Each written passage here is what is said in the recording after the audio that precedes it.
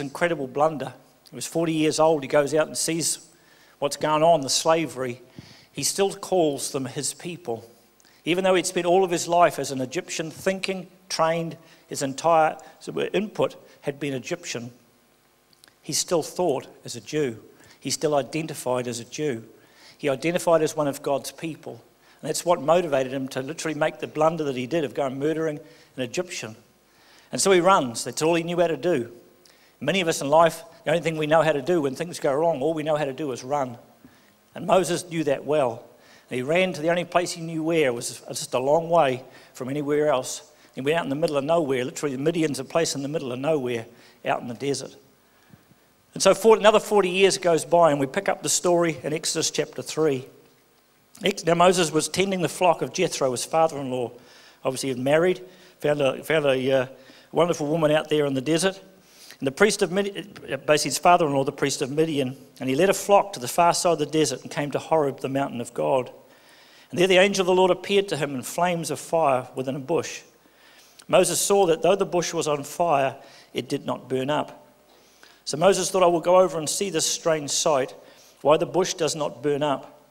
When the Lord saw that he had gone over to look, God called to him from within the bush, Moses, Moses.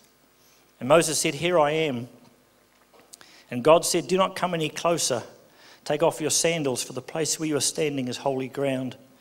Then he said, I am the God of your father, the God of Abraham, the God of Isaac, the God of Jacob. At this Moses hid his face because he was afraid to look at God. And the Lord said, I have indeed seen the misery of my people in Egypt. I have heard them crying out because of their slave drivers, and I am concerned about their suffering. So I have come down to rescue them from the hand of the Egyptians and to bring them up out of the land into a good and spacious land, a land flowing with milk and honey, the home of the Canaanites, the Hittites, the Amorites, the Perizzites, the Hivites, the Jebusites. Now the cry of the Israelites has reached me, and I have seen the way the Egyptians are oppressing them. So go now, I am sending you to Pharaoh. Bring my people, the Israelites, out of Egypt. But Moses said to God, Who am I that I should go to Pharaoh and bring the Israelites out of Egypt? And God said, I will be with you. This experience changed Moses' life forever. An experience, there he was just a shepherd. Basically, he wasn't a boy anymore, he was a shepherd man, living in a very isolated, he'd run from really where he'd come from. He'd run and he was a failure. He was a complete failure in the sense of his upbringing. He was a failure culturally. He had fled from his own people. He'd married cross-culturally. He was so far from anything potentially that he was born for. He had run. But he said he turns aside. He noticed something was going on. Fires in the desert are not that unusual. Bushes burn up, toast gone. But this one just kept burning and didn't get consumed. So his attention was drawn, and he goes over and he experiences something of God. The amazing thing is that God speaks to him by name, calls him. I want to give you 3 things from Moses' life that I believe we need to get a hold of if we genuinely want to be effective in connecting with the marketplace. This is how I believe the church needs to look in the marketplace. It looks like people with identity. Moses had an incredible identity crisis, the who am I question. And he says to God, who am I? Straight away, who am I? And for many of us, I believe we've had that question, or we're still having that question in our lives. Who am I? And church, we've got to settle that question. And I believe the only place to genuinely settle that question is before God. Guess why? He made you. He knows all about you. He knows your name. He knows the hairs on your head, literally they're numbered. He knows every detail about your life. When you come before God and you sense him speaking your name, he knows you.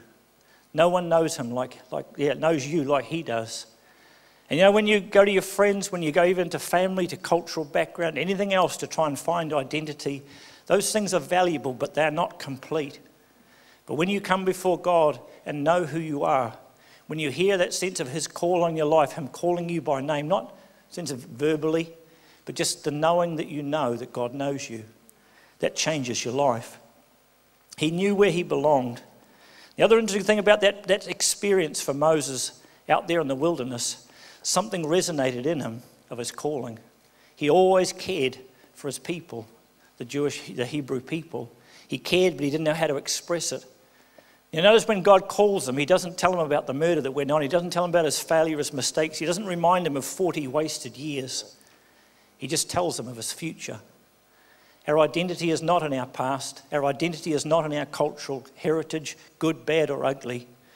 Our identity is in what God has for our future. And church, to be honest, as a pastor, I've got to say to each one of you, sometimes it concerns me how easily we're robbed of our identity. When people intimidate you, not deliberately face to face, but just that sense of groundswell of who are you?